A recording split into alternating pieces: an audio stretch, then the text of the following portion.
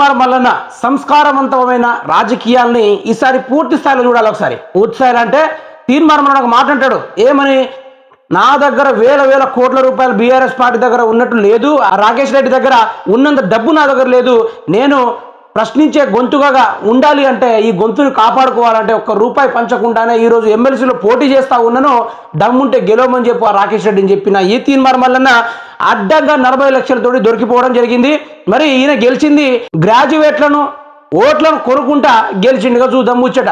ఈయన ఏ విధంగా అన్నాడు, నా దగ్గర ఒక్క రూపాయి లేదు, నేను ఈరోజు స్వతహాగా గెలుస్తా, ప్రజల మనులతోటి గెలుస్తా అని చెప్పిన తీన్మార్ మల్లన్న మరి ఎందుకు దొరికిపోయిండో ఒకసారి చూద్దాం రండి. ఒకసారి ఆ 40 లక్షలు మావే, నిజం ఒప్పుకున్న మల్లన్న టీం డబ్బుల పంపకంలో తేడాపై జర్నలిస్ట్ నిర్బంధం, లెక్క తేల్చాలంటూ 2 రోజుల చిత్రహింసలు, ఏకంగా పోలీస్ స్టేషన్లోనే పంచాయతీ, సెటిల్మెంట్ చేస్తున్న మల్లన్న టీం, దీపాదాస్ మున్సి పేరు ప్రస్తావన, సీఎం రేవంత్ సీరియస్ అయినట్టు సమాచారం.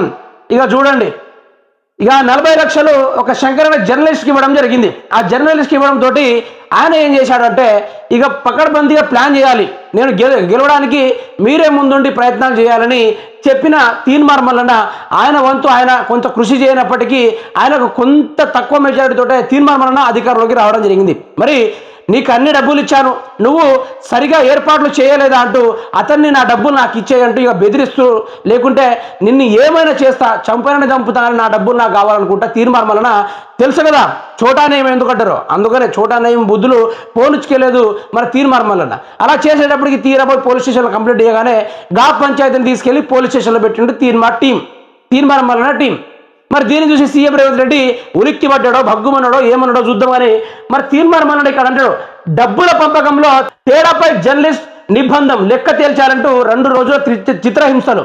ఆ 2 రోజుల నుంచి ఆ జర్నలిస్ట్ని అయితే పూర్తి స్థాయిలో నిన్ను చంపుతాగానే డబ్బులు మాత్రం వసూలు చేసుకొని పోతా అంటాడు. మరి ఇదే చింతపండు నవీను ఒక మాట అంటాను, ఏమని, నా తాను ఒక్క రూపాయి లేదు, నేను కనికరించి నన్ను ఆదరించి ప్రశ్నించే గొంతుగా 10 సంవత్సరాలు ఉన్న రాక్షస పాలన దింపి ఈరోజు రాజుల పాలన ఎక్కించాను, కాబట్టి నన్ను కాపాడుకోండి, నేను జియో46 బాధ్యతలను కాపాడాను, ఈసారి మిమ్మల్ని గ్రాడ్యుయేట్లను కూడా కాపాడతా అని ఇక దొంగ మాటలు చెప్పి, నా తాన బీఆర్ఎస్ లో డబ్బులు వంచినంత డబ్బులు కూడా లేదు, నేను పేదోడిని, నాకు 2 గుంటలు మాత్రమే ఉంది, దాన్ని పూర్తి స్థాయిలో మొత్తానికి నేను గవర్నమెంట్కి రాసిచ్చా అని చెప్పిండు ఈ చోటా నయం. అయితే మరి చోటా నయంకి డబ్బులు లేనిది, మరి ఆ 40 లక్షలు యాడ్ నుంచి వచ్చినాయి, ఆ 40 లక్షలు యాడ్ నుంచి వచ్చినాయి.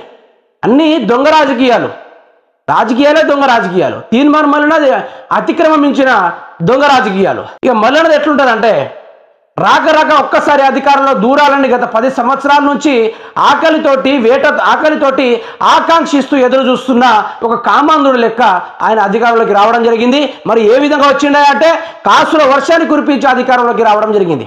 మరి తీన్మార్ మల్లన్న సంసారి మాటలు దేనికి, ఈ సంసారి మాటలు దేనికి? ఈ మల్లన్న గురించి ఏందో అర్థమైంది కదా, డబ్బుల పంచే ఓట్లు వేయించుకున్నాడు. అరే డబ్బులు పంచుడు దేశంలో కామన్ అది, కానీ ఈయన శీత్రకరమైన ముచ్చట్లు మాట్లాడతాడే, ఏమని, నా తన డబ్బులు లేవు, నేను పేద కుటుంబం నుంచి వచ్చిన ఒక జర్నలిస్ట్ని, 20,000 తోటి యూట్యూబ్ ఛానల్ నడుపుతున్న ఒక సగటు యూట్యూబ్ ఎంప్లాయీ అన్నాడు, యూట్యూబ్ ఛానల్ కూడా నాది కాదన్నాడు. ఇట్లాంటి దొంగ మాటలు చెప్పడంలో తీన్మార్ మల్లన్న అయితే ప్రధానంగా ముందుంటాడు. ఇది ప్రశ్నించే గొంతు కాదు, ఇక ప్రశ్నించే గొంతుగా పూర్తి స్థాయిలో ఇరుక్కుపోయింది పోలీస్ స్టేషన్లో, పూర్తి స్థాయిలో భాగవతం అయితే బయటపడింది. ఇది ప్రశ్నించే గొంతు కాదు, బాంచనగిరి చేసే గొంతు. ఇది ఎవరైనా తేడా చేస్తే అతని పీక నొక్కడానికి ఎదురు చూస్తున్న చోటా నయం గొంతు. ఇది గొంతును కాపాడు కాదు, ఆడ దగ్గర పిసికేసినట్టే అయింది గొంతుని. అందరికీ శకునం చెప్పే బల్లి తానుపోయి కుర్తిలో పడ్డట్టుంది. అలియాస్ చింతపండు నవీన్ పరిస్థితి, నలుగురికి నీతులు చెప్పే ఈ అభినవ్ వేమన ఎమ్మెల్సీ ఉప ఎన్నికల్లో డబ్బులు పంచి అడ్డంగా దొరికిపోయాడు. తన యూట్యూబ్లో పొడుగు మాటలు మాట్లాడే తీన్మార్ మల్లన్న నిజ జీవితంలో మాత్రం అన్ని 2 నంబర్ పనులే చేస్తున్నాడని ఇదొక నిదర్శనం.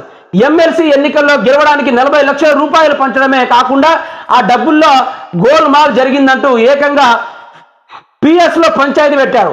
దీనికి సంబంధించిన వీడియో నెట్టింట వైరల్ అవుతుంది. మరి రాష్ట్ర ఎన్నికల అధికారం ఏం చేస్తుంది? సుమోటుగా తీసుకొని విచారణ చేపట్టదా? అధికారంలో ఉన్న వారిని చూడనట్టు వదిలేస్తుందా?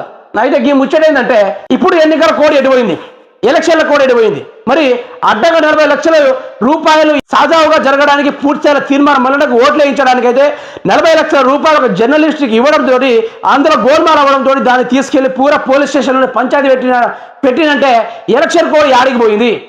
ఎలక్షన్ కోడ్ ఎక్కడ పోయింది?